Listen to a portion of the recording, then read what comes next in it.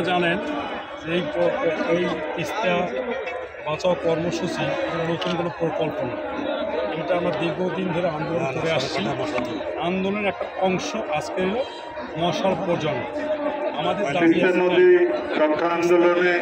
তিস্তা পাড়ের লোকদেরকে আমাদের রক্ষা করতে হবে। আর আমরা সারা জীবন আন্দোলন করছি, কেউ কিন্তু আমাদের আন্দোলনকে সাড়া দেয়নি।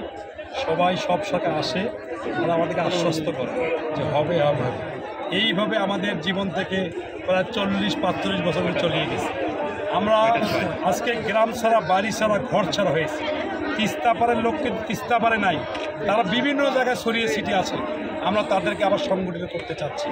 আমাদের দাবি একটাই, যে তিস্তা মহাপ্রকল্প বাস্তবায়িত করতেই হবে, করতে হবে, এটা আমাদের জোর দাবি।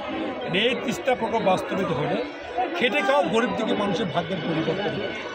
এখানে এলাকার উন্নয়ন ঘটবে, এখানে স্কুল, কলেজ, মাদ্রাসা, মসজিদ স্থাপিত হবে, এখানে অনেক কর্মসংস্থান সৃষ্টি হবে, এখানে অনেক বড় ইন্ডাস্ট্রি গড়ে উঠবে, এখানে পর্যটন নগরী গড়ে উঠবে, এখানে আপনার রাস্তাঘাটের পরিবর্তন হবে, কাউনি একটা স্যাটেলাইট শহর হবে, এখানে আইটি সেক্টর হবে। আমাদের এলাকার লোকরা আর ঢাকা সাভারে যাওয়া লাগবে, আমাদের এলাকার লোকরা আর আমাদেরকে মাওনা যেতে হবে না, আমাদের এলাকার লোকদেরকে আর নারায়ণগঞ্জে যেতে হবে না। আমাদের এলাকার লোক এখানে এখানে খাবে, এখানে পড়বে, এখানে কাজ করবে। এইটাই আমাদের চাওয়া, এইটাই আমাদের কয়েকদিন আগেই দেখেছি ভারত পানি ছেড়ে দিয়ে আমাদের এই অঞ্চলের ব্যাপক ক্ষয়ক্ষতি করেছে। আমরা এই ক্ষতির আর মেনে নেব না। সেই জন্যই সরকারের কাছে আমাদের দাবি, আমরা অনতি বিলম্বে এই তিস্তা পাড়ের মহাপরিকল্পনার কাজ শুরু করতে হবে, না হলে আমরা এবং সহকারী সমন্বয় আমাদের পার্টি মানে দিনের পর দিন যতক্ষণ পর্যন্ত আমাদের দাবি মেনে না নেবে, আমরা একের পর এক আন্দোলন দিয়ে নেতৃত্বে আমাদের দাবি আদায় করবো ইনশাল্লাহ।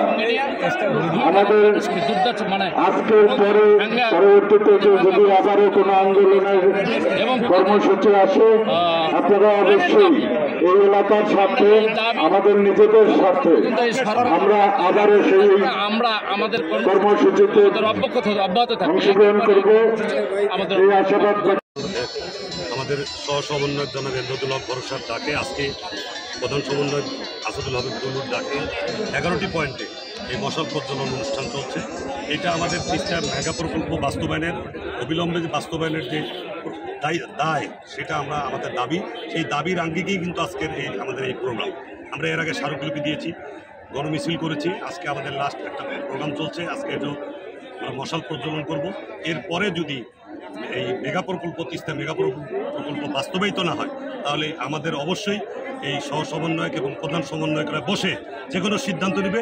আমরা তাদের সঙ্গে একাত্মতা ঘোষণা করে কাউনিয়া উপজেলার সর্বস্তরের মানুষ এই মেগা প্রকল্প বাস্তবায়নের জন্য যতদিন পর্যন্ত আন্দোলন করা প্রয়োজন, আমরা ততদিন পর্যন্ত